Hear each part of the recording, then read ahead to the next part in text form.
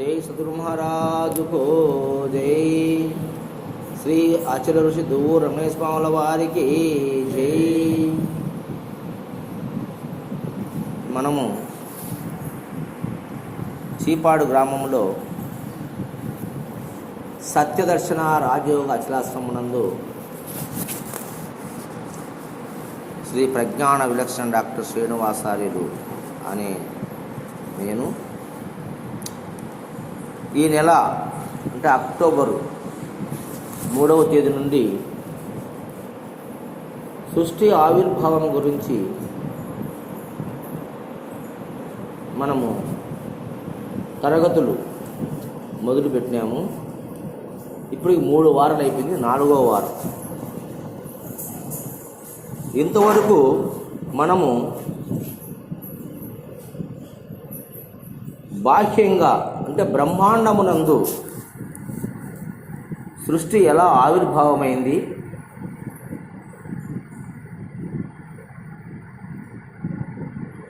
మరి శూన్యము నుండి అనేక గ్రహాలు, సౌర కుటుంబాలు, నక్షత్రాలు, మండలాలు ఈ విశ్వంలో ఎలా ఏర్పడ్డాయి,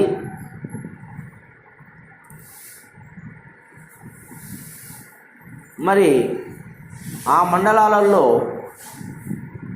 భూమి అయినటువంటి మనకున్నటువంటి పంచభూతాలలో పృథ్వీ భూతము ఎలా ఏర్పడింది,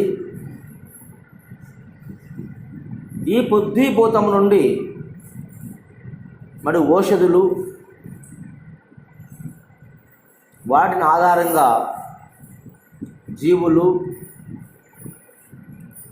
జంతువులు, మరి 4 రకాల సృష్టి అంటే అండజములు, పిండజములు, బుద్భుజములు, స్వేదమైనటువంటి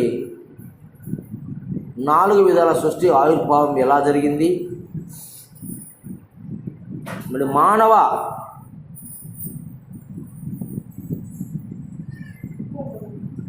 రూపంలో ఉన్నటువంటి ఈ మనిషి ఆవిర్భావం ఎలా జరిగింది అన్నంత వరకు మనం ఈ 3 వారాల్లో విచారణ చేసుకున్నాం. ఈరోజు 4వ వారము 24/10/2021 ఆదివారం. మరి ఈరోజు ఈ మానవాకారము ఈ బ్రహ్మాండము నుంచి వచ్చింది. ఈ మానవ దేహం తర్వాత ఈ పిండాండములో సృష్టి ఎలా జరిగింది, బ్రహ్మాండంలో సృష్టి ఎలా జరిగిందని చెప్పుకున్నాము. ఇప్పుడు పిండాండంలో సృష్టి ఎలా జరిగింది అనే అంశాన్ని గురించి మనము తెలుసుకోవాలి. ఈ పిండాండ సృష్టిలో మానవ దేహం నిర్మితమైన తర్వాత మానవ దేహం ఎలా నిర్మాణమైంది అన్న పాయింట్కి వస్తే మనము ఈనాడు ఈ భూమండలంలో నివసించే ఈ మానవాళంతా కూడా తల్లిదండ్రుల యొక్క సూక్ష్మమైనటువంటి శుక్లము శోణితమైనటువంటి 2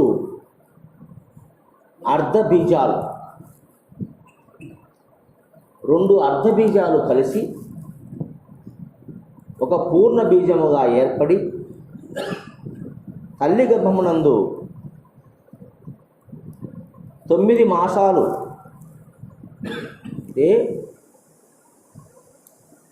ఒక చేప పిల్ల తలకప్ప అనే మనం చూసుంటాము.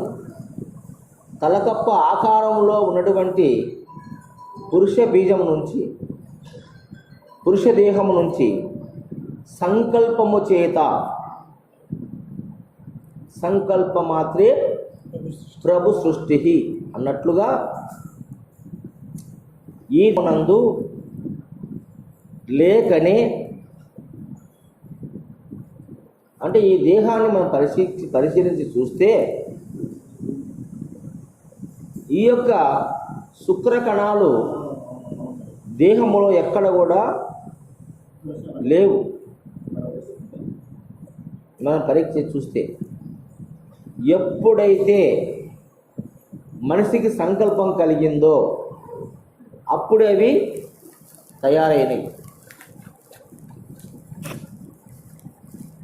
అలాగే స్త్రీకి కూడా సంకల్పము చేతనే అండము ఉత్పత్తి అయినది. పురుషుల్లో శుక్లము సంకల్పము చేత ఉత్పత్తి అయ్యి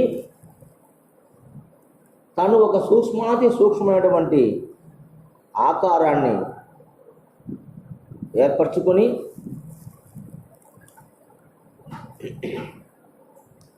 ఋతువులో తల్లి గర్భములో ప్రవేశించి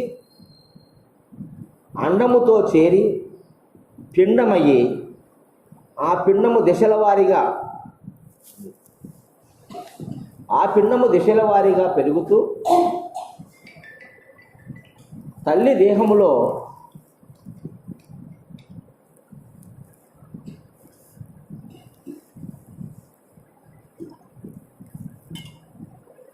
తాను ఉండి తల్లి శక్తి ద్వారా అది దినదిన అభివృద్ధి పొంది 9 రూపాలుగా మార్పు చెంది 10వ నెల యందు అది బయటకు వచ్చింది. అంటే ఈ 9 మాసాలు తన రూపాన్ని ఏర్పరచుకోవడానికి ఇప్పుడు మనం ముందు గురుగీతా పారాయణంలో చెప్పుకున్నట్టుగా సాలెపురుగు తనలో నుంచి వచ్చే లాలాజలము చేతనే గూడును అల్లుకొని ఆ గూడునందు ఎలాగా సంసారం చేసిందో అలాగే తల్లి గర్భములో ఉన్నటువంటి ఆ శుక్రకణము అండముతో చేరి తన యొక్క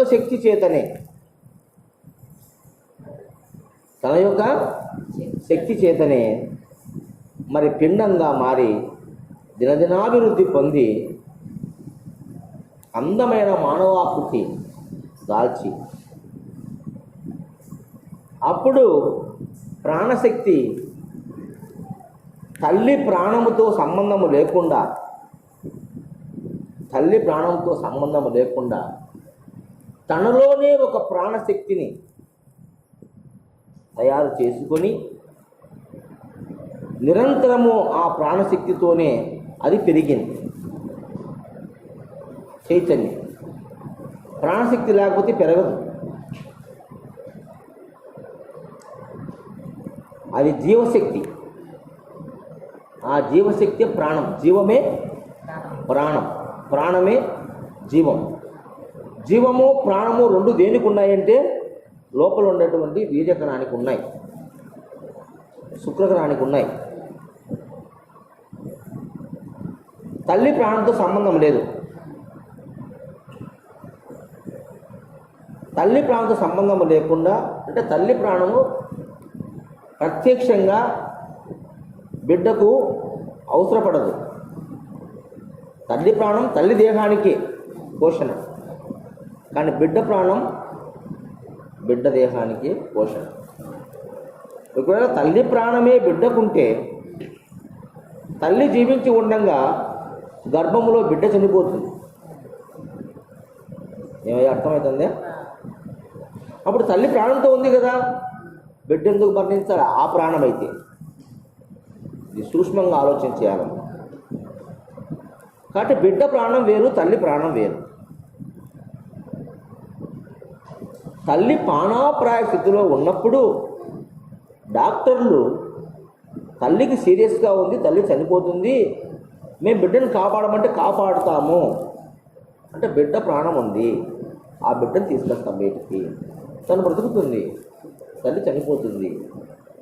ఎందుకంటే ఆమె కండిషన్ బాగలేదు, ఆమె ప్రాణశక్తి క్షీణించిపోయింది, అవయవాలు దెబ్బతిన్నాయి, ఆ దేహంలో ప్రాణం నిలబడడానికి అవకాశం లేదు. కానీ బిడ్డ దేహం బాగుంది, బిడ్డలో ప్రాణం బాగుంది, మేము ఆ బిడ్డను రక్షిస్తాం అని చెప్తున్నారు డాక్టర్స్. అంటే ఆ ప్రాణశక్తిని తను ఉండి అక్కడ ప్రాణం అక్కడ ఉండి మరి రూపాంతరం చెందింది. అదే సృష్టి పరిణామం, రూపాంతరం చెందింది. అంటే ఒక చేప పిల్లలాగా, ఒక తాబేలులాగా, ఒక వరహము లాగా, ఒక సగం నరుడు సగం మృగములాగా, ఒక వామన ఆకారంగా, ఒక సంపూర్ణంగా మానవాకారంలో దినదిన అభివృద్ధి పొంది బుద్ధి జ్ఞానము కలిగి ఏ కొరత లేకుండా 100% మానవాకారము ఏర్పడిన తర్వాతనే వీటికి వస్తుంది. అంతవరకు ఆ బిడ్డ తన లోపల ప్రాణాన్ని మాత్రమే అది తన ప్రాణశక్తితోనే జీవించింది. అంటే బయటి ప్రాణంతో పని లేకుండా తన ప్రాణశక్తితోనే అది జీవించింది. ఎప్పుడైతే 9 నెలలు దాటినాక 10వ నెలలో ఆ పిండం బయటపడిందో అప్పుడు బయటి ప్రాణాన్ని ఆ బిడ్డ తీసుకుంది. ఆ విధంగా పాలు, తల్లి పాలు, ఆహారము తీసుకొని షడ్రుచుల ద్వారా మరి దేహము పెరిగింది. ఈ పెరిగిన ఈ దేహములో అనేక మార్పులు చేర్పులు జరుగుతూ ఉన్నాయి. ఇది ఎలా జరుగుతున్నాయి, ఎలా ఈ దేహం నిర్మాణమైంది, ఈ దేహములో ఈ పంచభూతాలతో కూడినటువంటి శక్తి ఎలా నిక్షిప్తమై ఉంది, ఎలా కారణమైంది అన్న విషయాన్ని మనం ఇప్పుడు విచారణ చేసుకుందాము. ఇది పంచభౌతిక దేహము, అంటే పంచభూతాలతో నిర్మితమైన దేహము. మనం స్థూలంగా చెప్పుకున్నాము. శిరస్సు భాగమంతా ఆకాశము, కంఠ భాగము వాయువు, హృదయ భాగము అగ్ని, కటి భాగము జలము, పాదములు భూమి అని మనం చెప్పుకున్నాం. ఇది స్థూలంగా. ఇప్పుడు సూక్ష్మంగా మనం ఆలోచన చేస్తే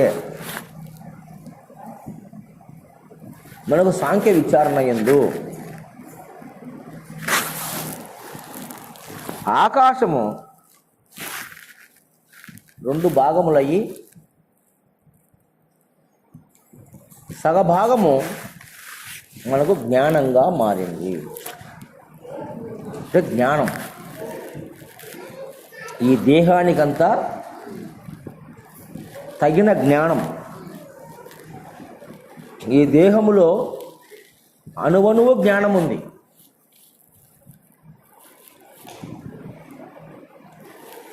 జ్ఞానము లేని చోటు లేదు.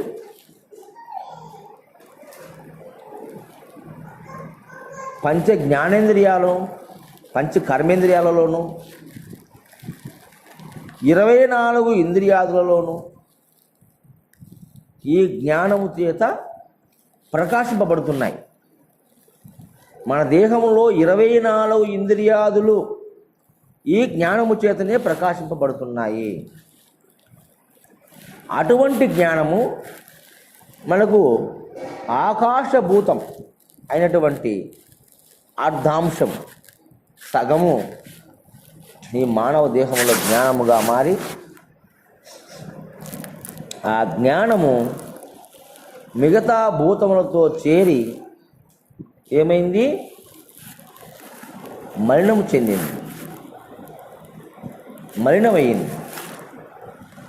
దానివల్లనే మనకు అజ్ఞానం అనేది ఆవహించింది. ఎప్పుడైతే ఈ జ్ఞానము అధిష్టానమై ఈ దేహానికి సర్వేంద్రియాలకు శక్తినిస్తూ, సర్వేంద్రియాలకు జ్ఞానాన్ని ప్రసాదిస్తూ ఉన్నటువంటి ఆ జ్ఞానములో మిగతా సగమైన జ్ఞానము 4 భాగాలు అయ్యి మిగతా 4 భూతాలతో కలిసింది, విభజింపబడింది. అప్పుడే జ్ఞానము మలినమయ్యింది. ఎప్పుడో కాలే మన జ్ఞానం మలినం, దేహ నిర్మాణముతోనే అయింది.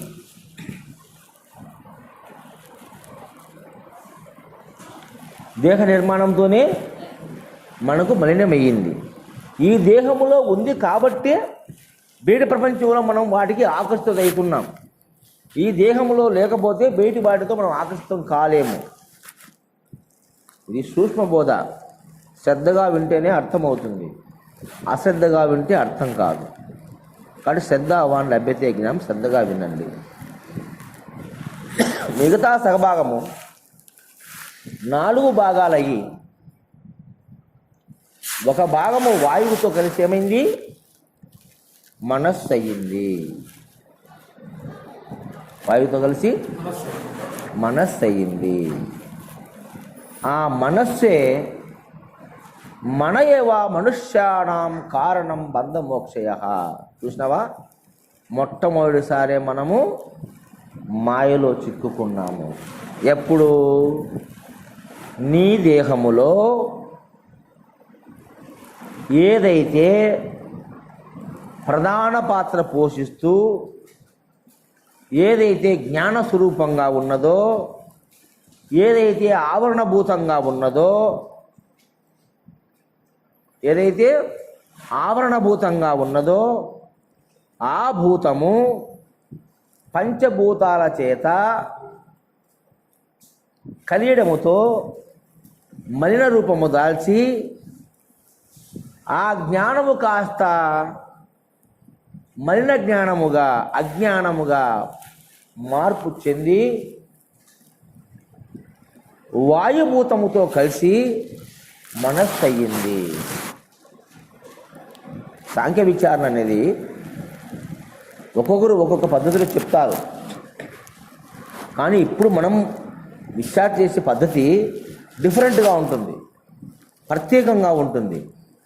దీంట్లో నీ జీవితం మొత్తం ఉంటుంది. దాన్ని గ్రహించాలి మీరు. ఎప్పుడైతే మనస్సు ఏర్పడిందో ఆ మనస్సే కదా అన్నిటికి కారణము. మన ఏవా మనుష్యానాం కారణం బంధమోక్షయ. ఆ మనం చేస్తున్నాము. ఎప్పుడు ఆరంభమైంది ఇది? సృష్టిలోనే. సృష్టి ఆవిర్భావం ఎక్కడ? పిండాండములో. బ్రహ్మాండాన్ని పక్కన పెట్టండి, ఈ పిండాండములో సృష్టి ఆవిర్భావం జరిగింది. దేహమంతా ఆవరించి ఉన్నటువంటి ఆకాశతత్వం అవకాశం ఇచ్చింది దేహానికి. మనకు తల్లి గర్భములో సూక్ష్మజీవిగా ఉన్నప్పటి నుంచి, సూక్ష్మాతి సూక్ష్మముగా ఉన్నప్పటి నుంచి మైక్రోస్కోప్లో చూస్తేనే కనపడేటువంటి ఆ చిన్ని సూక్ష్మ క్రిమి దగ్గర నుంచి ఇంత స్థూల దేహం ఏర్పడిందంటే దీనికి కారణము ఆకాశము. ఆకాశము అవకాశం ఇచ్చింది కాబట్టి ఈ దేహం పెరగగలిగింది. అర్థమవుతుంది? ఆకాశం అవకాశం ఇవ్వకపోతే ఈ దేహం పెరగడానికి అవకాశము లేదు. స్థలం ఉంటేనే పెరిగేది, స్థలం లేకపోతే పెరగదు. కాబట్టి తల్లి గర్భములో కూడా ఆకాశతత్వం ఉండి అవకాశం ఇచ్చింది. దినదినానికి తల్లి గర్భము కూడా పెరిగింది. పెరిగేదానికి అవకాశం ఉంది కాబట్టి బిడ్డ పెరిగింది. అంటే బిడ్డ పెరిగింటే తల్లి గర్భం పెరిగిందా, తల్లి గర్భం పెరిగింటే బిడ్డ పెరిగిందా?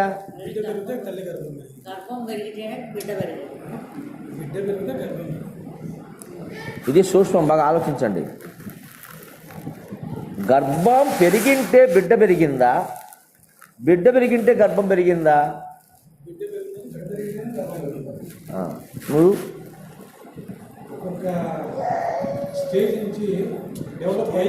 అవన్నీ వద్దు.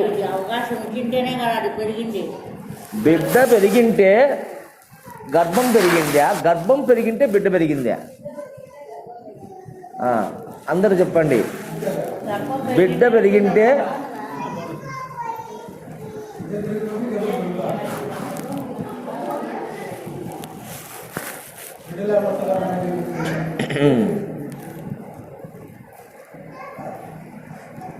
బిడ్డ ప్రవేశించిన తర్వాత, గర్భాశయంలో బిడ్డ ప్రవేశించిన తర్వాత గర్భం పెరిగింటే బిడ్డ పెరిగిందా, బిడ్డ పెరిగింటే గర్భం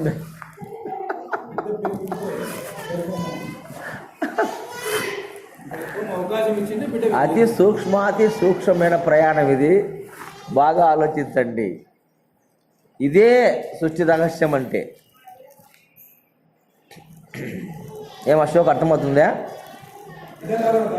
చెప్పు మళ్ళా. అక్కడ పెరిగేదానికి అవకాశం ఉంది కాబట్టి ఇక్కడ బిడ్డ పెరిగింది.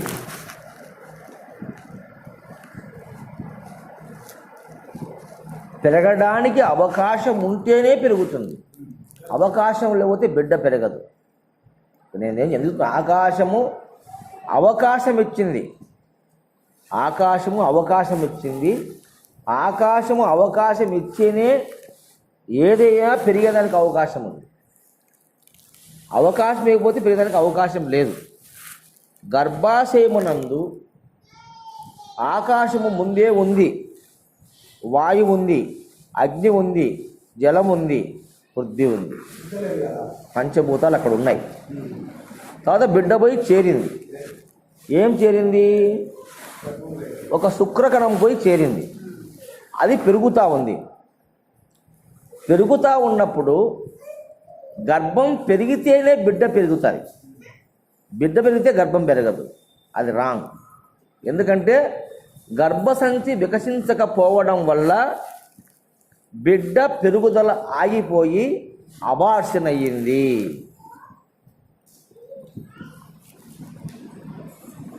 అర్థమవుతుందా? గర్భసంచిలో ఎదుగుదల లేక, పిండం పెరగడానికి అవకాశం లేక, ఏది గర్భసంచి పెరగాల అంటే అవకాశం ఇవ్వాలి దీన్ని పెరగడానికి.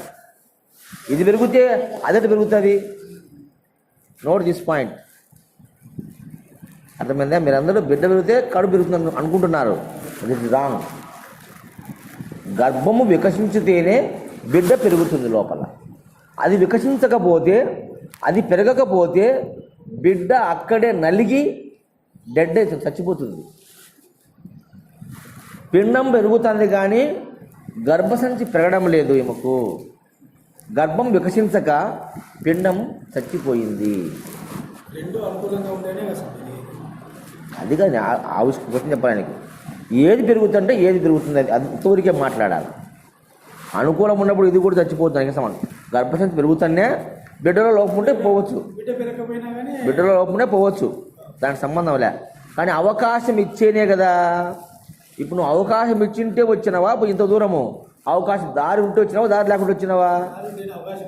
దారి లేకుండా నువ్వు పోలేవు కదా. మరి దారి ఉంటేనే బిడ్డ పెరుగుతుంది, దారి లేకపోతే పెరుగుతానికి అవకాశం లేదు. ఇది సూక్ష్మ జ్ఞానం. అర్థమైందా? ఈ సమస్త విశ్వానికి అవకాశం ఇచ్చింది కాబట్టి మనం తిరిగి తిల్లాడుతున్నాం ఇక్కడంతా. అవునా కాదా? లేకపోతే తిరగలం. అవునం, తిరగలేం కదా.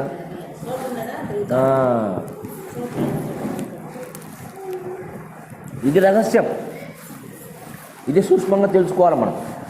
అందుకే నేను ముందే చెప్పిన ఆకాశం చెప్తున్నాను. ఆకాశం అవకాశం ఇస్తుంది, సర్వులకు అవకాశం ఇచ్చింది ఆకాశం. ఏంది మరి?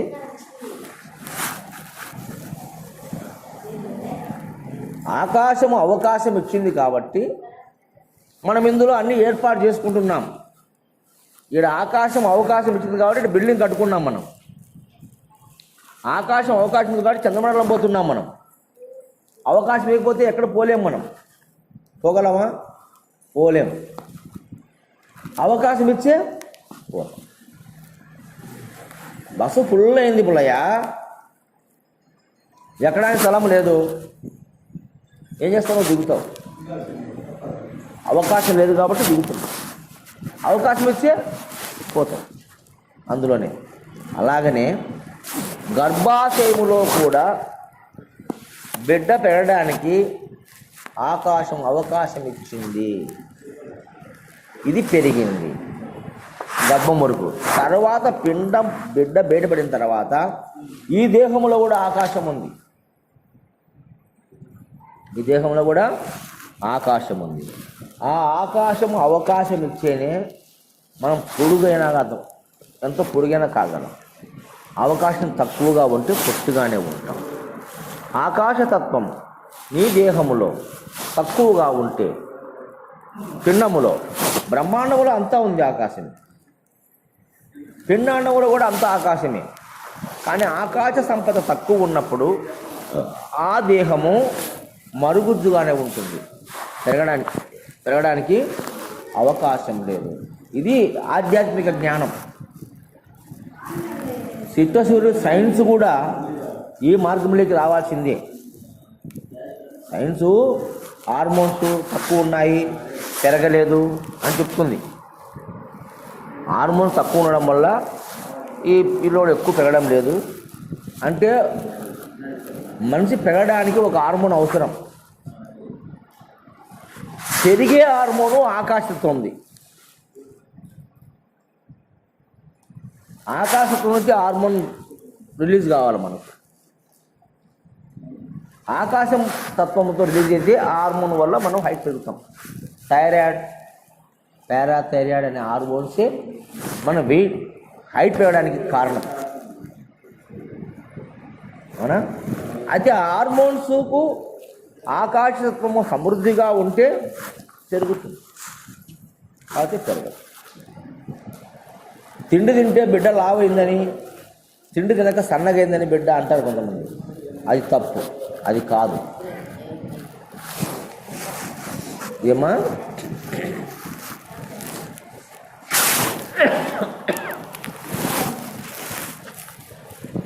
మనం బాగా ఆలోచన చేస్తే ఆ ఆకాశతత్వమే మన దేహంలో సగము జ్ఞానమయ్యి జ్ఞానస్వరూపంగా ఉంది దేహమంతా. సగము 4 భాగాలయ్యి వాయువుతో ఒక భాగం కలిసి మనస్సు అయ్యింది. మనస్సు అయ్యింది. అప్పుడే మనం మలినమైనాము. దేహము జ్ఞానము అజ్ఞానం అయ్యింది. ఆదిలోనే అయ్యింది. ఈరోజు కొత్తగా అయ్యింది కాదు, అది ఆదిలోనే అయ్యింది. తర్వాత ఒక భాగం అగ్నితో కలిసి బుద్ధి అయ్యింది. ఒక భాగం జలముతో కలిసి చిత్తమయ్యింది. ఒక భాగం పృథ్వీతో కలిసి మనకేమైంది? అహమయ్యింది. దీన్ని మనము బాగా విచారణ చేస్తే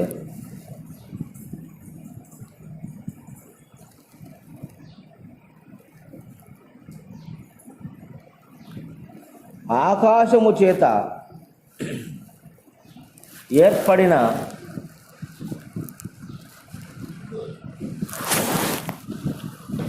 ఈ యొక్క ఇంద్రియాలు, అంతఃకరణాదులు మనకు జ్ఞానము, మనస్సు, బుద్ధి, చిత్తము, అహమైంది. దీంట్లో ఈ దేహములో జ్ఞానానికి అధిదేవుడు కూటస్థుడు. అంటే కూటస్థం అంటే ఏంది? మొదలని కదా, ప్రధానమని కదా, వెరీ వెరీ ఇంపార్టెంట్ అని కదా. కూటస్థం మూలమని కదా. మూలం, ఈ దేహానికి మూలమైంది జ్ఞానం. దానికి అధిపతి కూటస్థుడు. తర్వాత సగభాగము 4 భాగాలై వాయువుతో కలిసి మనస్సు అయ్యింది. మనస్సుకు అధిపతి చంద్రుడు అన్నారు. ఇక్కడ చంద్రుడు అన్నారు.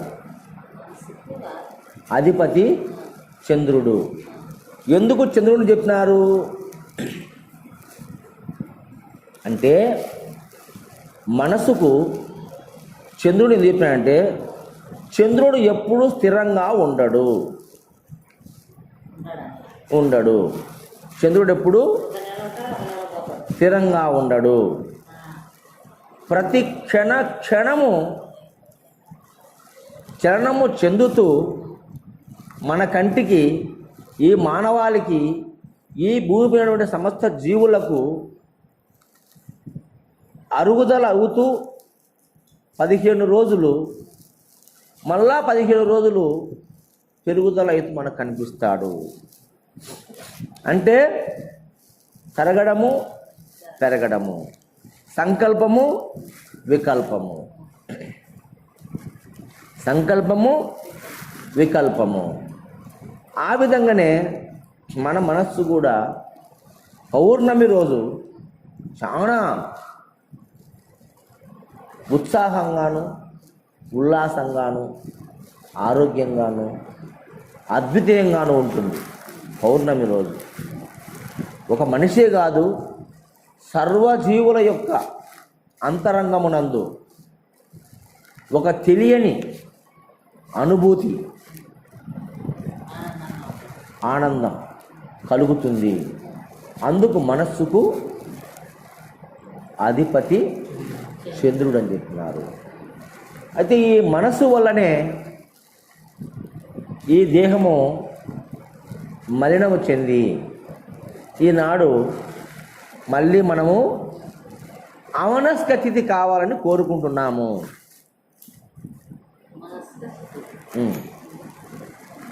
అంటే ఎప్పుడైతే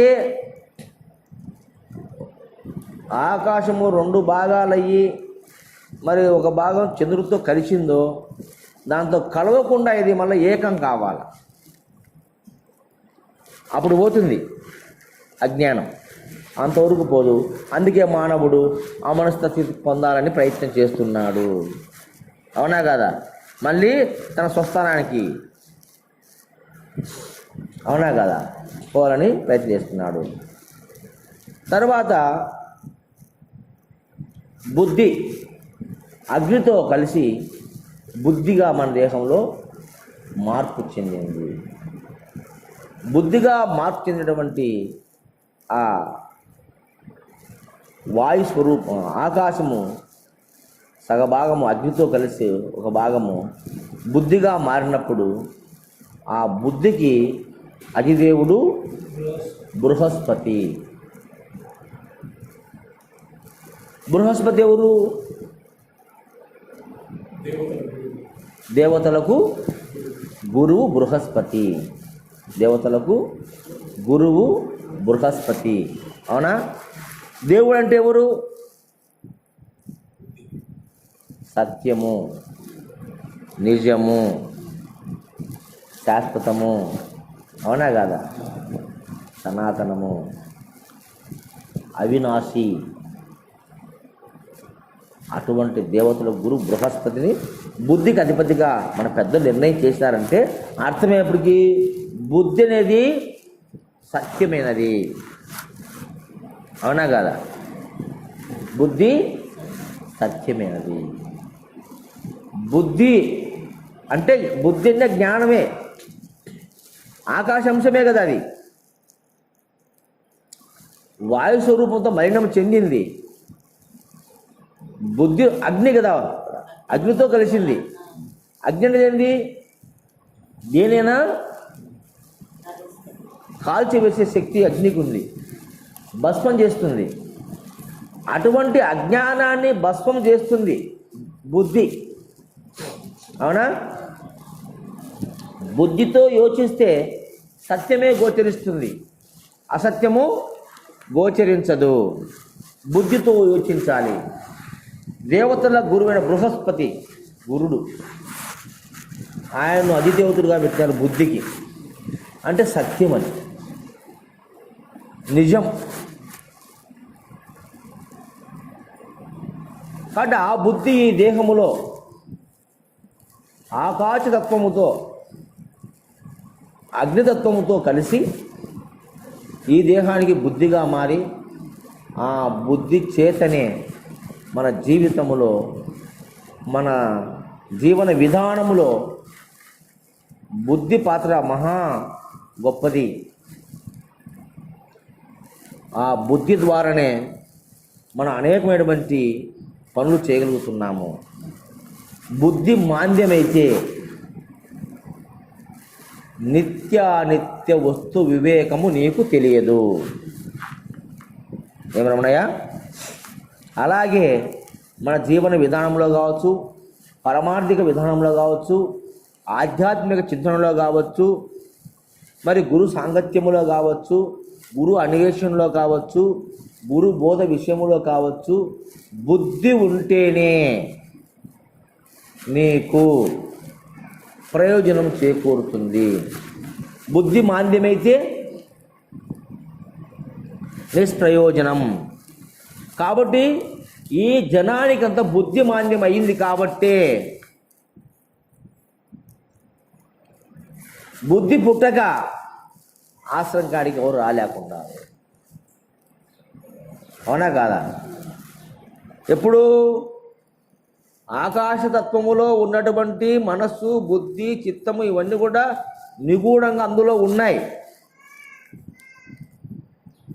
జ్ఞానము, మనస్సు, బుద్ధి, చిత్త, అహములటువంటి 5 ఎక్కడున్నాయి?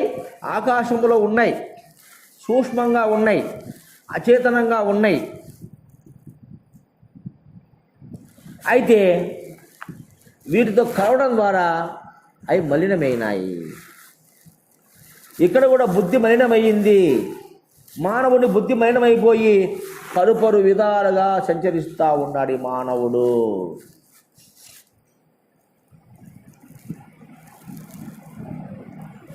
పరిపరి విధాలుగా సంచరిస్తున్నారు.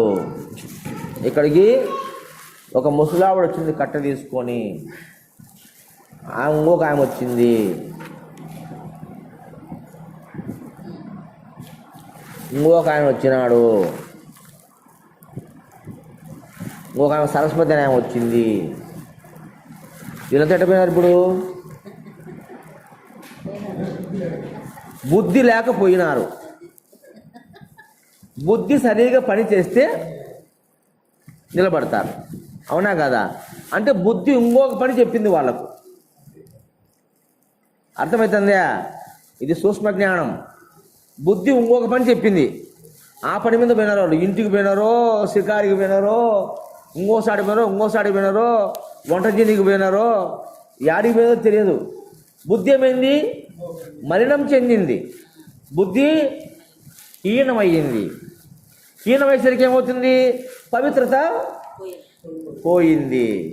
పవిత్రత పోయి అజ్ఞానం అయిపోయింది. అజ్ఞానంలో సంచరిస్తూ ఉంది ప్రపంచం మొత్తం. ఏమన్నాయా? ఇది దేహ నిర్మాణములో సృష్టి ఆవిర్భావం ఎలా జరిగింది, ఈ సృష్టి రహస్యం. ఇది సూక్ష్మాతి సూక్ష్మం. దీన్ని తెలుసుకోవాలంటే సూక్ష్మ ప్రజ్ఞ కావాలా. ఆ పార్వతి పరమేశ్వరు చెప్పాడు, పార్వతి గురుని యందు భక్తి, శ్రద్ధ, భయము, విశ్వాసము ఎవరికైతే ఉంటుందో, గురువును సాక్షాత్తు పరమాత్మ స్వరూపంగా ఎవరైతే తలుస్తారో వారికి మాత్రమే తెలిపే విషయం ఇది పార్వతి. అందరికి తెలిపేది కాదు, అందరికి తెలిస్తే అర్థమయ్యేది కాదు వాళ్ళకి ఇది. ఏమన్నా నిజమా కాదా? మరి అటువంటిది ఇక చూడు, ఎటువంటి సబ్జెక్ట్ ఇది. గ్రంథములో ఉంది ఆ సబ్జెక్టు? లేదు. ఏ గ్రంథములో లిఖింపబడలే సబ్జెక్టు. మరి మస్తకా నుంచి ఆ గురుదేవుడు ఈనాడు ఈ ఆశ్రమంలో తెలియజేస్తున్నాడు. యాడ చెందిన మలినం మనము ఆదిలోనే మలినం చెంది మళ్ళీ వాటి కోసం ప్రాకులాడుతున్నాం. అర్థమవుతుందా? మనసు ద్వారా ముందు జ్ఞానం కూటస్థంగా ఈ దేహంలో ఉంటూ, సర్వేంద్రియాలలో జ్ఞానం ఉంటూ, సర్వ విషయ భోగాలకు పరుగులెడుతూ జ్ఞానము మలినమైంది.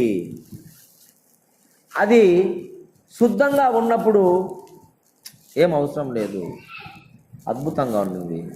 ఎప్పుడైతే రెండుగా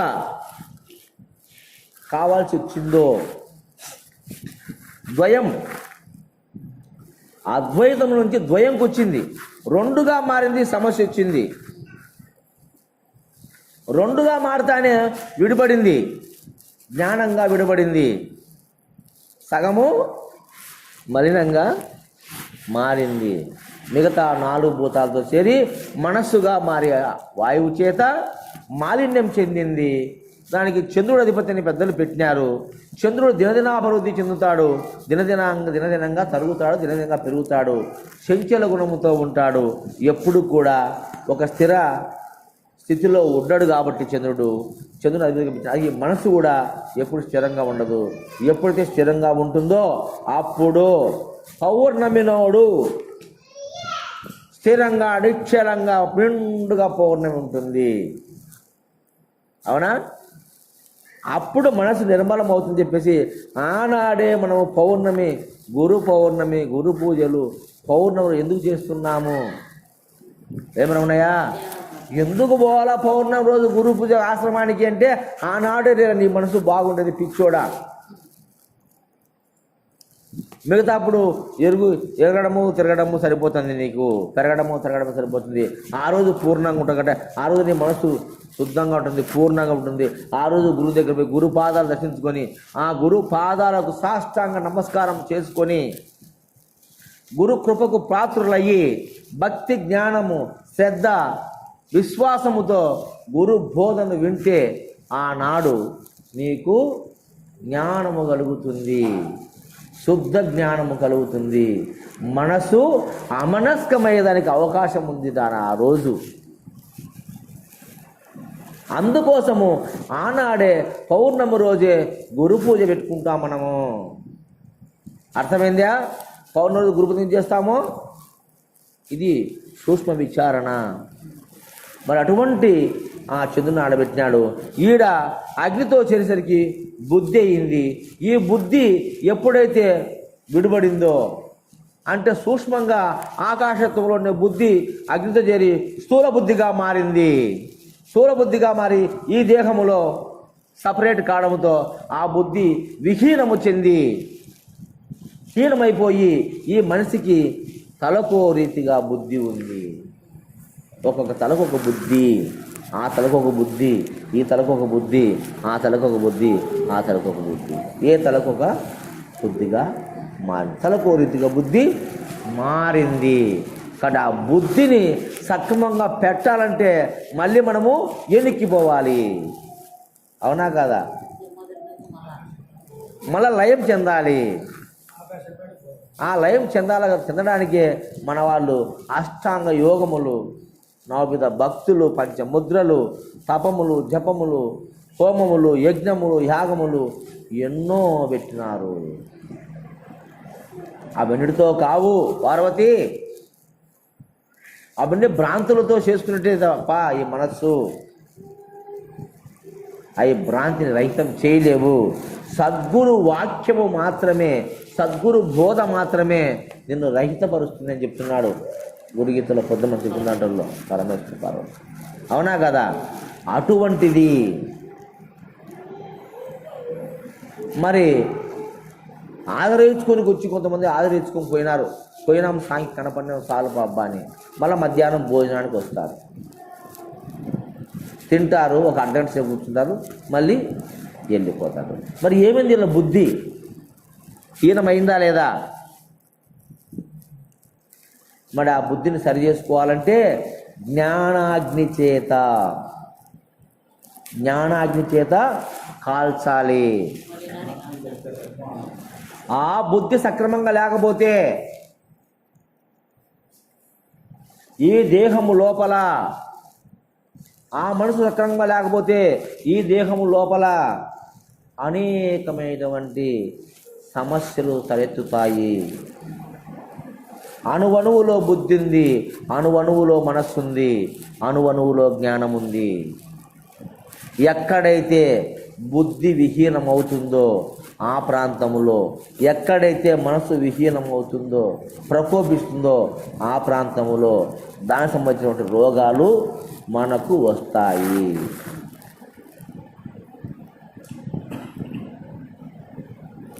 మనసులో వస్తే, మనసులో లోపం ఏర్పడితే వారికి మెంటల్ వస్తుంది, మానసిక జబ్బు వస్తుంది.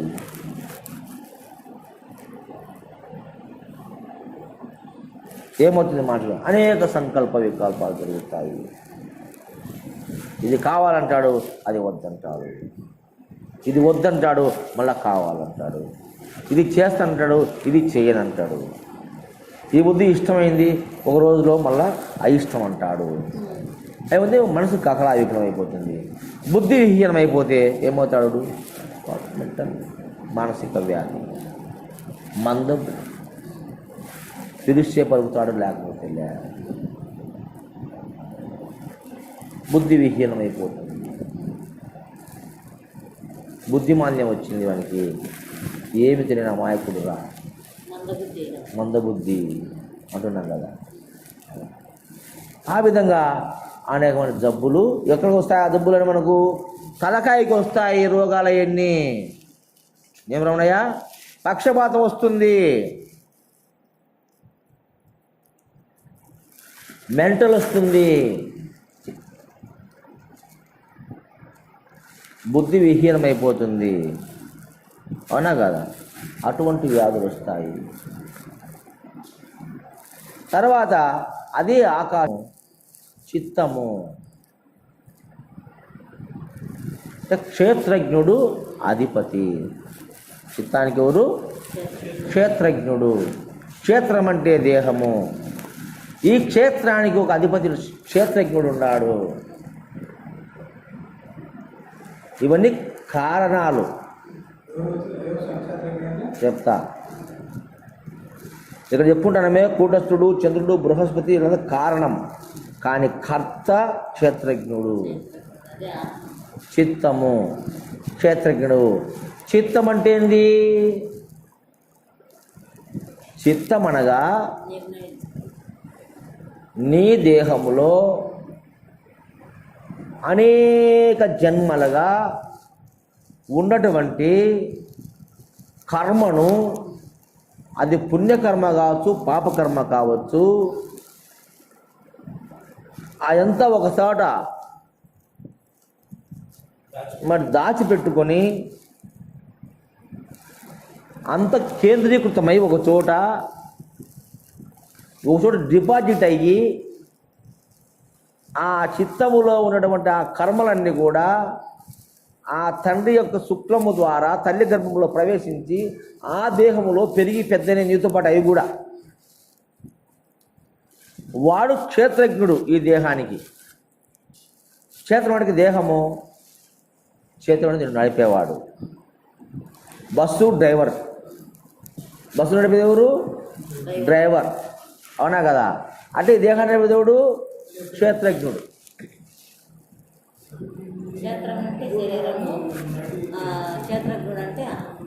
ఆత్మ. క్షేత్రుడు, క్షేత్రజ్ఞుడు. ఈ క్షేత్రజ్ఞుడు కి ఒక నియమం ఉంటుంది, ఒక డ్రైవర్కు ఒక ట్రైనింగ్ ఉంటుంది, ఒక సర్టిఫికెట్ ఉంటుంది, దానికి ఒక నియమాలు ఉంటాయి. ఆడ బోర్డు ఉంటుంది, ఇటుంటే కనుక స్పీడ్ బ్రేకర్ ఉందని స్లో చేసుకోవాలి బండి వాడు, అవునా కదా. ఇటుంటే కనుక అటు తిప్పాలని యారో మార్క్ ఉంటుంది, ఇట్లా రౌండ్గా యారో మార్క్ ఉంటే ఓహో ముందర మలుపు ఉంది తిప్పాలా. అలాగే క్షేత్రజ్ఞునికి నియమం ఉంది, క్షేత్రజ్ఞునికి ఒక ట్రైనింగ్ ఉంది, ఆ క్షేత్రజ్ఞునికి ఒక కాలం ఉంది.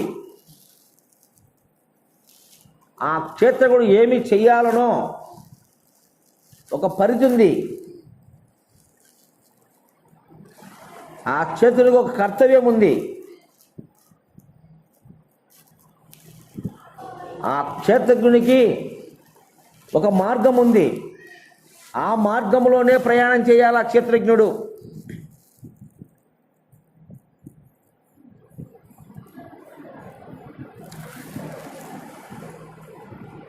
కాబట్టి ఈ క్షేత్రజ్ఞుడు బుద్ధి కర్మానుసార అని చెప్తారు మన వాళ్ళు. అంటే ఈ క్షేత్రజ్ఞుడు కర్మ అంటే కర్త, ఈ దేహాన్ని నడిపించే సారథి, ఈ దేహాన్ని నడిపించే సారథి, రథసారథి. అర్థమైందా? క్షేత్రజ్ఞుడు రథసారథి. వాడట చెప్తే అట్ట పోతుంది బుద్ధి. కాబట్టి వచ్చిన వాళ్ళందరూ కూడా వీడు చెప్పినట్టు బుద్ధి మాంద్యము జరిగింది, వెళ్ళిపోయారు. ఏం పులయా, సామాన్యమైనది కాదు బ్రహ్మ విద్య అంటే, అంత సులభంగా దొరికేది కాదు. కాబట్టి అదిగా ఆ విధంగా ఉండే క్షేత్రజ్ఞుడు కర్మఫలం ఏ విధంగా ఉంటే ఆ విధంగానే నేను తోలుకొని డిపోలో బండి తీసుకున్నప్పుడు వాడు చెప్తాడు, డిపో మేనేజర్, నువ్వు విజయవాడకు పోయి రావాలా, రూట్ మ్యాప్ ఇస్తాడానికి డ్రైవర్కు. ఈడు రూట్ మ్యాప్, ఇన్ని గంటలకు బయలుదేరాలా, పలాంటి స్టేషన్ వల్ల పలాంటి టైం, మదిగురు ఈ టైంకి పోవాలా, పూర్మాలకి ఈ టైంకి పోవాలా, ఇట్లా టైమింగ్ ఇస్తాడు. ఆ టైంకి ఆడు చేరుకోవాలా, నువ్వు విజయవాడకు పోవాలా, మళ్ళీ రావాలా, అవునా కదా. అట్లాగే క్షేత్రజ్ఞుడు పుట్టినప్పుడు టైమింగ్ తీసుకొని వచ్చినాడు, రూట్ మ్యాప్ తీసుకొని వచ్చినాడు, ఆ రూట్ మ్యాప్ ప్రకారమే పోతాడు. పోయేదానికి అవకాశం లే. అయ్యా మా ఇల్లు ఆడుంది, ఆడుకొచ్చి దింపుతాడా నీకు? దింపడు. వాడు రూట్ ఎట్టిచ్చే అదే రూట్లో, గాంధీ రూట్లో పోవాలంటే గాంధీ రూట్లోనే పోతాడు. ఇంకా నాకు ఇక్కడ శివాలయ వీధిలో పోవాలంటే పోడు. వాడు రూట్ మ్యాప్ ఆడుంది, పాండగ దాని కాంచి బైపాస్లో పోయి పాత బస్ స్టాండ్ నుంచి గాంధీ రూట్ పోవాలి. వాడు అదే రూట్లో పోతాడు తప్ప ఇట్లా పోతే పోతాడా? పోడు. అట్టనే ఈ మనుషులు కూడా, వాళ్ళకి ఒక రూట్ ఉంటుంది, ఆ రూట్లలో పోతుంటారు వాళ్ళంతా.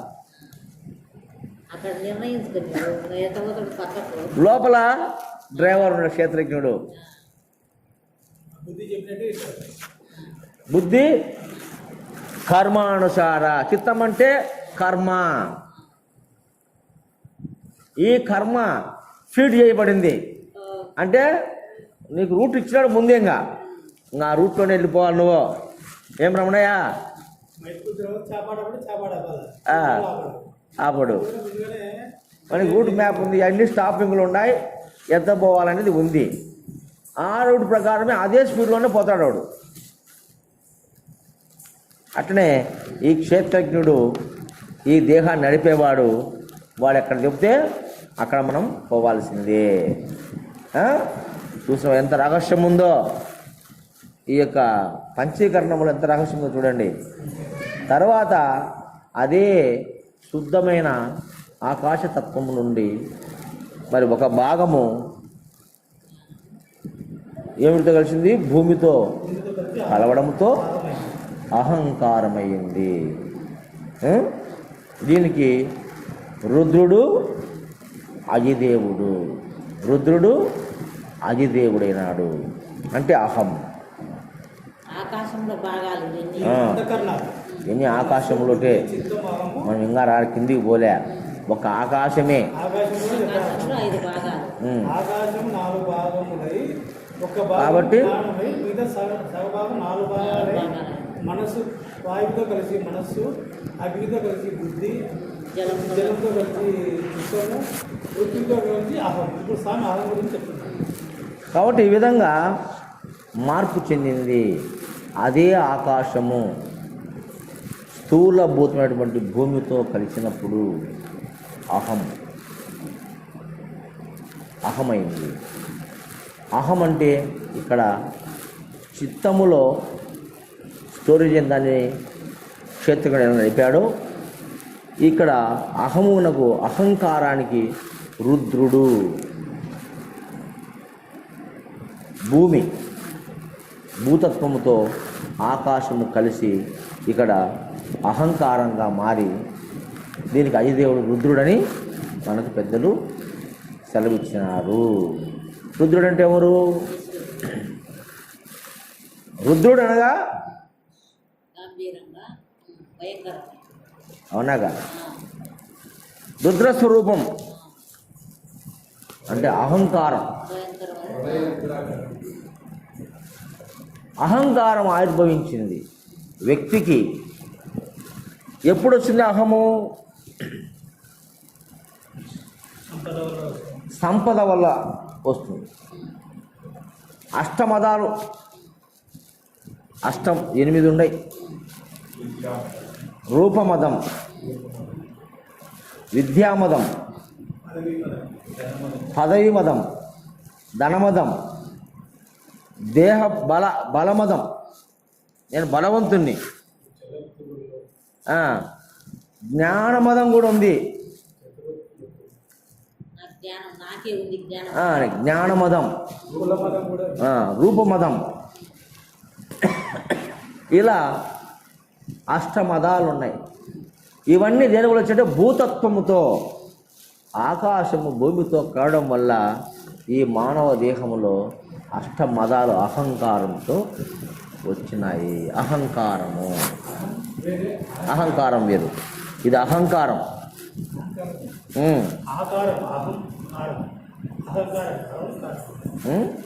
కాబట్టి ఈ అహంకారము ద్వారా మానవుడు పతనమవుతున్నాడు. అహంకారం ఆరంభం, పతనం ప్రారంభం. అంటే భూమి స్థూల రూపము కాబట్టి ఈ స్థూల జగత్తును అహము చేత ఈ మానవుడు అభిమానించి అనేక రూపనామాదులకు భ్రమసి గాఢాంధకారమైనటువంటి అజ్ఞానములో కూరుకుపోతున్నాడు.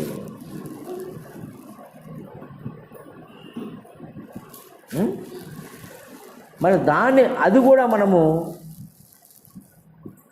తగ్గించుకోవాలంటే ఏం చేయాలా? ఈ దేహ రూపమైనటువంటి జడ రూపమైన ఈ దేహం, దీనికి మనము పెద్దలు సాధనలు పెట్టినారు.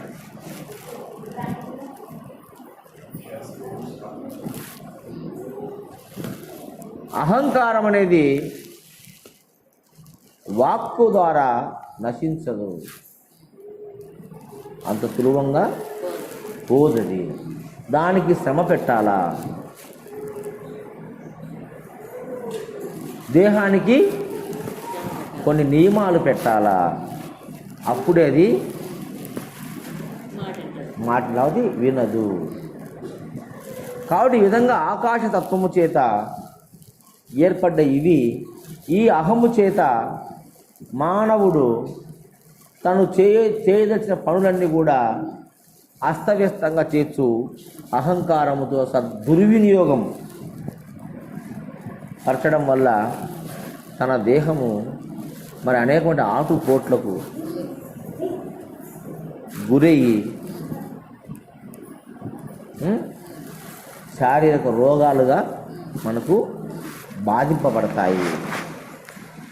నువ్వు ఏదైనా కానీ చిత్తములో ఉన్నటువంటి పదార్థంతోనే ఈ దేహమంతా ప్రయాణం చేస్తూ మనకు అనేక రకాలుగా వ్యాధులుగా రోగాలుగా ఈనాడు అది ఉంటుంది. ఏది సంచిత కర్మ ఉంటుంది. ప్రారబ్ధ కర్మ అనేది ఇప్పుడు మనం చేసేది. ఇప్పుడు మనం మనసా వాచా కర్మణ ఇప్పుడు చేసేది ప్రారబ్ధ కర్మ, ప్రజెంట్ టెన్స్. సంచిత కర్మ అనేది పూర్వజన్మ కర్మ. అది ఆల్రెడీ ఫీడ్ అయి ఉంది, దాన్ని ఎవరు తప్పించుకోలేడు, చేయాల్సిందే మనం. కానీ ప్రారబ్ధ కర్మను మనం తగ్గించుకోవచ్చు. మన ఇప్పుడు జరిగే కర్మను తగ్గించుకోవచ్చు మన ప్రవర్తన వల్ల, మన మంచితనం వల్ల, మన సేవా దృక్పథం ద్వారా, మనం సద్గురువును ఆశ్రయించి సద్గురువందు భక్తి శ్రద్ధల చేత చేసుకొని మరి మన ప్రవర్తన సక్రమంగా పెట్టుకుంటే ప్రారబ్ధ కర్మ తగ్గడానికి అవకాశం ఉంది. అట్ ది సేమ్ టైం ఇది ఎక్కువైతే, పుణ్యం కనుక నీకు ఎక్కువైతే, మంచితనం నీకు ఎక్కువైతే, మార్కులు ఎక్కువ వస్తే సంచిత కర్మ కూడా పోతుంది.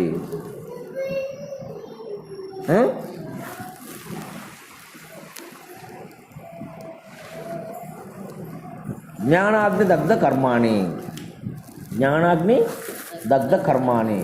ఆ జ్ఞానం అనే అగ్ని చేత ఈ యొక్క కర్మను మనము దగ్ధం చేసుకోవచ్చు. మనము ఈనాడు ఆ విధంగా మంచి ఆలోచనతో మరి మలినం పొందినాం. మనమెవరు ఆకాశం కదా, మన స్థానం ఎక్కడ? ఆకాశం. గుర్తుపెట్టుకోండి. అక్కడి నుంచి కింది దిగి వచ్చినాం మనం. ఉన్నత స్థానంలో ఉన్న నువ్వు మిగతా భూతాలతో సవాసం చేయడం వల్ల ఏమైనావు? దిగి వచ్చినావు.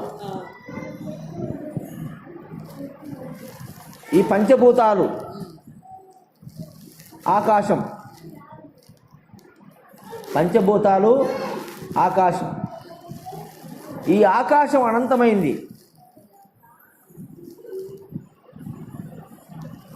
కాబట్టి దీన్ని మనం బొటనవ్రేలు అన్నారు. దీన్ని మూలం ఏలు, చేతికి మూలం బొటనవేలు.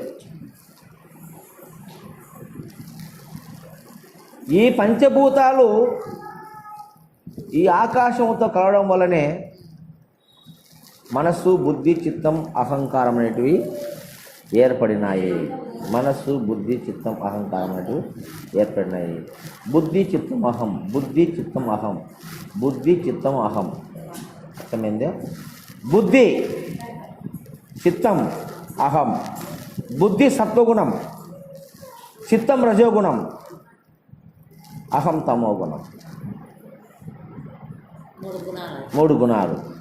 బుద్ధి సత్వగుణం, చిత్తం రజోగుణం. ఎందుకు? క్షత్రజ్ఞుడు నడిపించేవాడు కాబట్టి. అహం తమోగుణం. అవునా? మరి బుద్ధి, చిత్తం, అహం మనస్సు.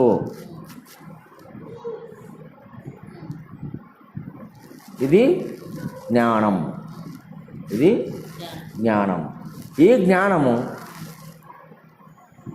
సగము జ్ఞానమైంది, సగము ఈ 4 భూతాలతో కలిసి మనస్సు, బుద్ధి, చిత్తం అనేటువంటి 4 అయినాయి.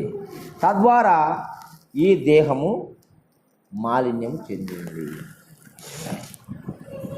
శుద్ధంగా ఉండే ఈ దేహం దీని ద్వారా మాలిన్యమైంది కాబట్టి మనము ఈ 4 దాంట్లను ఇందులో ఐక్యం చేయాలా. ఈ 4ను ఇందులో ఐక్యం చేయాలా. అప్పుడే నీకు ముక్తి. జ్ఞానంలో ఐక్యం చేయాలా. ఈ 4 దాంట్లను అంటే గుణాతీతం కావాలా. గుణాతీతం అంటే 3 గుణాలకు అతీతం అయ్యి మనస్సుగాను మారి ఈ మనస్సును కూడా లయం చేస్తే అమనస్క స్థితి. మనసు లయం చేస్తే అమనస్క స్థితి.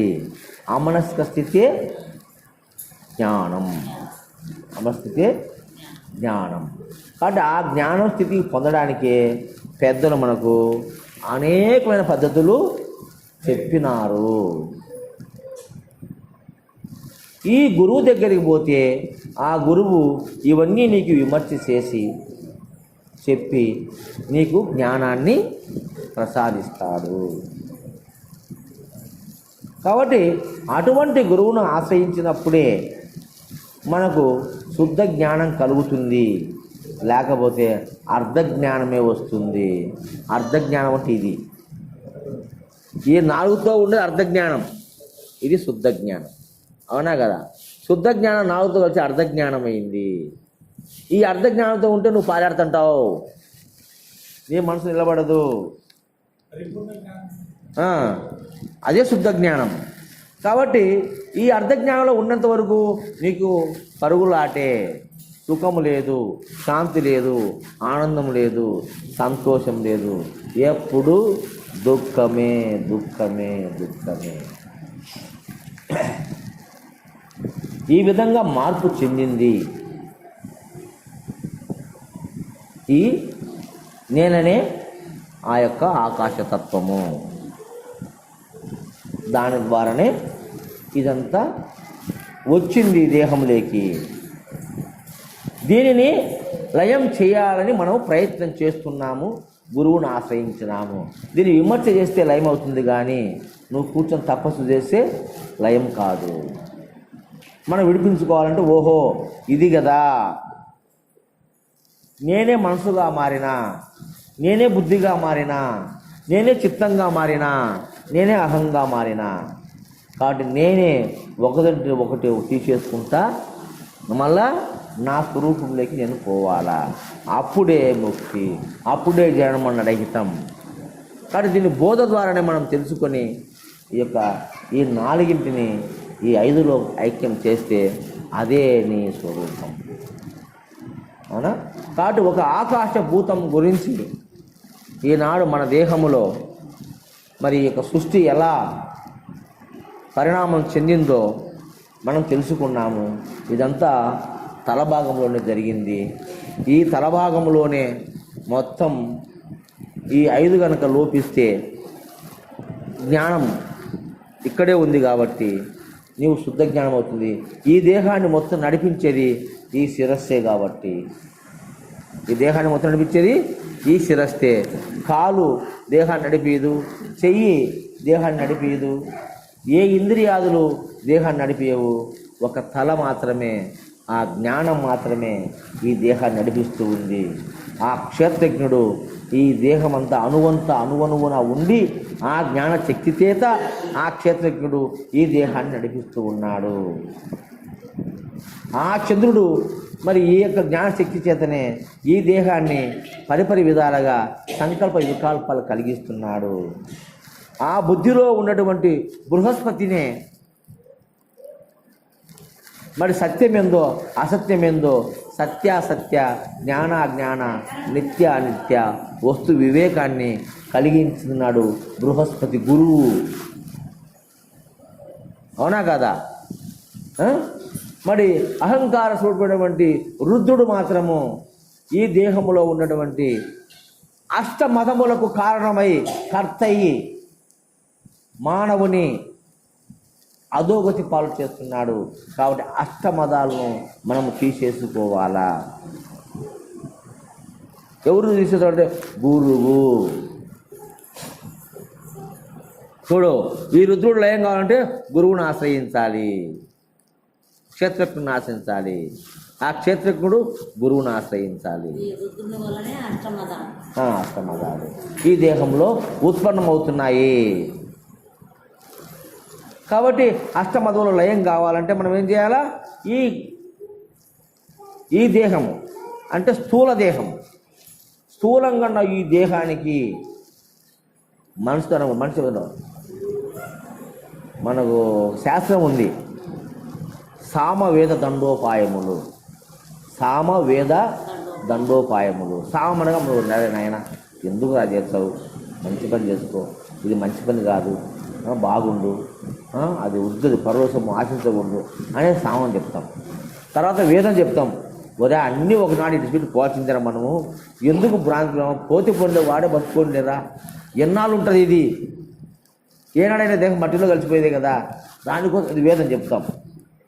రెండు ఇనకపోతే దండోపాయం, అప్పుడు బెత్తం తీసుకొని కొట్టి చెప్పాలి వాడిని, అప్పుడు వింటాడు. మంచి మాటతో వినడు, వేదం చెప్తే వినడు, దండోపాయము అంతే మాట వింటాడు. అవునా కాదా? ఉరుకుతాడు అప్పుడు ఇంకా వదిలిపెట్టి.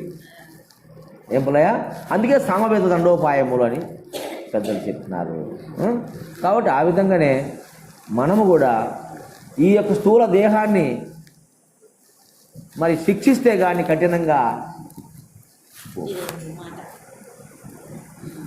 మాటతో చెప్తే తెలుసుకునేవాడు ఉన్నాడు, వేదము చెప్తే తెలుసుకునేవాడు ఉన్నాడు.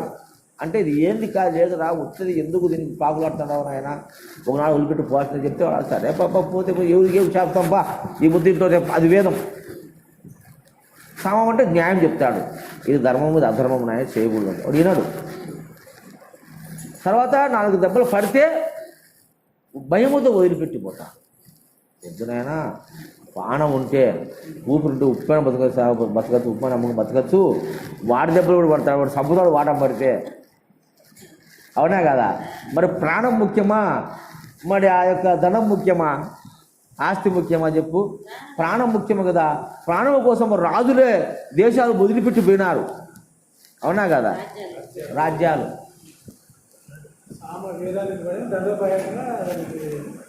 అందుకని మన వాళ్ళలో మనుషుల్లో కూడా 3 రకాల మనుషులు ఉన్నారు. మాటలు చెప్తే వినేవాడు ఒకడు ఉన్నాడు, మరి వేదాంతం చెప్తే వినేవాడు ఒకడు ఉన్నాడు, దెబ్బలు పడితే వినేవాడు ఒకడు ఉన్నాడు. కాబట్టి వీళ్ళందరికీ దెబ్బలు పడాలా.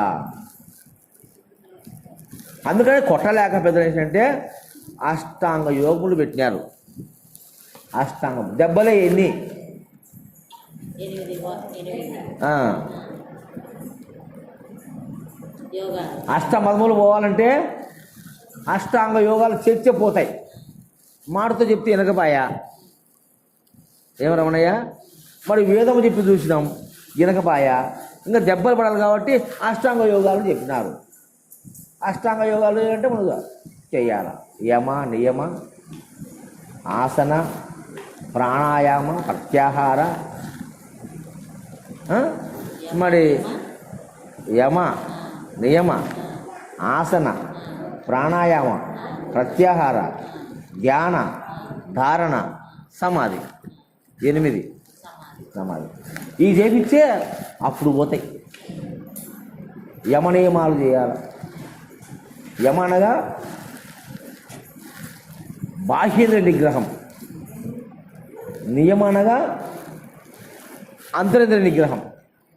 ముందు బాహ్యేంద్రియ నిగ్రహాలు, చెడు చూడకూడదు, చెడు వినకూడదు, చెడు అనకూడదు, చెవులు ముక్కు నోరు మూసుకో, చెవులు కళ్ళు నోరు ఈ 3 మూసుకో. ముఖ్యంగా ఈ 3 మూసుకుంటే ఏ ప్రమాదం ఉండదు నీకు. కళ్ళు చెవులు నోరు మూసుకుంటే ఏ ప్రమాదం ఉండదు. అందుకనే చాలామంది కొంతమంది పాపము ఈ ఊరిలో ఉంటే ఎన్ని పనిచేస్తాయని అడవులు పోయి కళ్ళు మూసుకొని తప్పని చేస్తాడు. నోరు మౌనం దాచినయ్యా నేను. ఇంకా యాపీడల్లా నువ్వు మనకు మాట్లాడితే లేనిపోయిన తక్రారులు వస్తాయి. వాడు వేలు చెప్పిన వాడు మళ్ళీ క్రాస్ ఎగ్జామ్ వేస్తాడు, ఇంకో క్వశ్చన్ వేస్తాడు. దానివల్ల మనకు వితండవాదం ఏర్పడుతుంది. అప్పుడు ఈ స్వామికి తెలియదని పోయి చెప్తాడు వాడు అక్కడంతా. నేను అడిగితే చెప్పలే, ఒకటి చెప్తాడే మనకు, మా సీనుకు తెలుసు బాగా, మన రమణయ్య తెలుసు, నారాయణ ఒక ఆయన ఉన్నాడు. పెద్ద పెద్ద పెద్ద పెద్ద గురువులు అంటే గడగలాడిచినట్ట. ఆయన ప్రశ్న అడిగితే సమాధానం చెప్పలేకపోయాడంట. చెప్పలేకపోయి పక్కకు పిలిచి, అయ్యా మేమేదో చేసుకున్నాను, నువ్వు గబ్బు కొట్టి కాకు అని ఆయనకు రిక్వెస్ట్ చేసుకున్నాడంట. మరి ఇటు సంవత్సరాలు వచ్చారు, నోరు మూసుకుంటే వాడు అనేది ఏముంది? మౌనం, నోరు మూసుకుంటే ఏ సమస్య లేదు. అందుకనే పెద్దలు వేసారంటే నోరు మూసుకొని కళ్ళు మూసుకొని చెవులు మూసుకొని, ఈ 3 డేంజర్. చెవులో వింటే దీన్ని మళ్ళా పోయి చెప్పాల్సింది ఆ పక్కోనికి. ఇప్పుడు నేను ఎవరు తిట్టాను అనుకోకండి, వాడిని చెప్పాలి పోయి మళ్ళా నేను తిట్టాను వాడని. అంతవరకు ఈ చెవులు ఊరుకుంటాయా, ఈ నోరు ఊరుకుంటుందా? ఇనింది దాన్ని మళ్ళీ కక్కెళ్ళాక కడుపుబ్బరం అనేది. ఈ కండతో చూసింది, ఈ చెవులతో ఇన్నేటివి ఈ నోటితో చెప్పాలా అనేది ఈ మంచి. కాబట్టి ఈ మూడిని మూసుకోమన్నారు పెద్దలు. ఇంకా మిగతా ప్రమాదం ఉందే, ఈ మూడే ప్రమాదం. కాబట్టి ఈ మూడుని మనం మూసుకోవాలి. అందుకని వాళ్ళు ఏం చేసినంటే బాహ్యేంద్ర నిగ్రహము. ఏమనగా బాహ్యేంద్ర నిగ్రహము అంటే బయటిగా ఉన్నటువంటి ఇంద్రియాలను నిగ్రహించాలి. అంతరింద్ర నిగ్రహాలు, ఈ బాహ్యేంద్ర నిగ్రహాలకు కానీ మన వాళ్ళు ఎన్ని సేపిస్తారు క్రియలు. అంతరింద్ర నిగ్రహం అంటే మనస్సు, బుద్ధి, చిత్తాహం, అంతరింద్రియాలు. వీటిని కూడా లయం చేయాలంటే నాయన నువ్వు ధ్యానం చేసుకో, కళ్ళు మూసుకొని కదలకుండా. అంతరింద్ర నిగ్రహం. ఈ రెండు నిగ్రహాలు అయిపోయిన తర్వాత ఆసనాలు వేయాల. ముందు చెడు సంకల్పాలు చేయకూడదు. వాళ్ళని వీళ్ళను చూసి నీలో భావన మంచిగా ఉండాలా, దుర్భావన కలగకూడదు, బుద్ధి సక్రమంగా ఉండాలా, ఇవన్నీ చెప్తారు. తర్వాత ఆసనాలు వేపిస్తారు. చాలా ఆసనాలు దండిగుండాయి, కీళ్ళు ఇస్తారు అట్నే ఆసనాలు వేపిస్తారు. ఆసనం అయిపోయినాక ప్రత్యాహారం అంటే ఆహారము నియమంగా తినాల. ఏంటి? నానేషడి మొలకలు అవి తినాల, ప్రత్యాహారం. తర్వాత ప్రాణాయామం చేయాల, గాలి పీల్చడం వదలడం. తర్వాత ధ్యానం, ఆ ధ్యానంలో ధారణ, లాస్ట్ సమ. ఈ చెయ్యాల, అష్టమదములు పోవాలి. దీన్నే దండోపాయం అన్నారు పెద్దలు. అంటే కొట్టడం మనిషి. అవన్నీ నువ్వు సక్రమంగా చేసుకుంటే అటు చేయించే వానికి అడుగుతాయి. లేకపోతే అహము అనగదు. అవునా? అహం అడిగిన తర్వాతనే బ్రహ్మ విద్య వానికి ఒళ్ళు పడుతుంది. అప్పుడు చెప్పిన మాట వింటాడు. అందుకని ఇలాంటివన్నీ చేపించి పెద్దలు వంచుకొని తర్వాత పరమార్థాన్ని ప్రబోధిస్తారు. దాని ప్రత్యేక క్లాసులు పెట్టి పరమార్థాన్ని చెప్తారు. ఇప్పుడు భిక్షమయ్య గురుజీ ఒక సందర్భం వచ్చింది. భిక్షమయ్య గురుజీ అనే ఒక ఆయన ఆధ్యాత్మిక గురువు, ఆయన మొదలు ఇలాగే చేశాడు. ఫస్ట్ వారం రోజులు కోర్సు ఇస్తాడు. వారం రోజులు వాళ్ళు చెప్పిందే తినాలి. శ్రీకోట్ల 5కి వేయాలా, స్నానం చేయాలా, 4కి స్నానం, 5కి రావాలా. వస్తానే ఆసనాలు ఇస్తారు. మళ్ళా వాళ్ళే పెడతారు ఆహారం. పచ్చి అన్ని తినాలి. కాకరకాయ, బీరకాయ అన్నీ కోసి అన్నీ కోసి రా ఫుడ్ పచ్చియే అన్ని తుంటలు చేసి బాగా కట్ చేసి మొలకలు పెట్టి పెడతారు. అయ్యే తినాలా. ఇంకా మాంసాహారం తినకూడదు. అట్లా వారం రోజులు ట్రైనింగ్ ఇస్తారు. ఆ వారం రోజుల్లో మాటలు కూడా చెప్తారు. అది చెప్తానే 1 గంట మళ్ళీ ధ్యానం చేపిస్తారు. ఆసనం అన్నీ వేపిస్తారు. ధ్యానం చేసినాక 4 మంచి మాటలు చెప్తారు. ఆ వారం రోజులు తర్వాత వాళ్ళకి అందరూ తీసుకుపోయి ఒకరోజు బ్రహ్మోపదేశం అని చెప్తాడు. తర్వాత వాళ్ళల్లో క్లాసులు ఉన్నాయి. ఏఎంసీ 1, ఏఎంసీ 2, ఏఎంసీ 3 అని కోర్సులు ఉన్నాయి. ఆ కోర్సులకు వచ్చే వాళ్ళందరూ లెక్క కట్టాలి, ఊరికే కాదు. 2000, 3000 కడితే ఒక 10 రోజులుగా వారము క్లాస్ పెడతాడు. అటు కొండలు తీసుకుపోతాడు. కొండలు తీసుకుపోతాడు. శివాలయం అనుకుంటారు కొండలలో. ఆ కొండలు తీసుకుపోతాడు. అక్కడ బస్సు ఏర్పాటు చేస్తాడు. పొద్దున్నే అయ్యే మొలకలు ఇస్తారు. మధ్యాహ్నం 1 గ్లాసు జ్యూస్ ఇస్తారు. రాత్రికి 1 గ్లాసు గంజి ఇస్తాడు. అంతే, ఇంకేమి లే. ఫుడ్డు లే, అన్నములే, పప్పులే, చారులే, రసంలో ఏం లే. 1 గంజి, 1 గ్లాస్ జ్యూసు. పొద్దున ఏం పని చేస్తున్నావు? కూర్చో ధ్యానం ఉంది, కూర్చో ధ్యానం ఉంది. వారం రోజులు ఇంతవాడు కూడా అంత సమయం అవుతుంది. మళ్ళీ ఏం చెట్టు ఇది చేసినట్టు మళ్ళీ 2 రోజులు ఉంది. అప్పుడు 2 పూటలు ఇచ్చాడు, రోజు 2 పూటలు 2 పూటలు ఇచ్చాడు. పొద్దున సాయంత్రం మధ్యాహ్నముదే ఎక్కువ సమయం ధ్యానం, 1 గంట 2 గంటలో స్పీచ్. అప్పుడు ఆత్మ తత్వాన్ని గురించి తెలియజేస్తాడు. అట్లా ఏం అట్లయినా మళ్ళీ టీచర్ ట్రైనింగ్ అట్లా పెట్టిన సిస్టమ్ అయినా. కాబట్టి ఆ విధంగా తయారు చేస్తే కానీ వీళ్ళు మాట వినరు, బోధ ద్వారా ఆడింటారు. కాబట్టి అనేక రకాల ఈ విధంగా మనుషులు ఉన్నారు. కాబట్టి పెద్దలు ఆ నిర్ణయాన్ని చేసినారు. ఆ విధంగా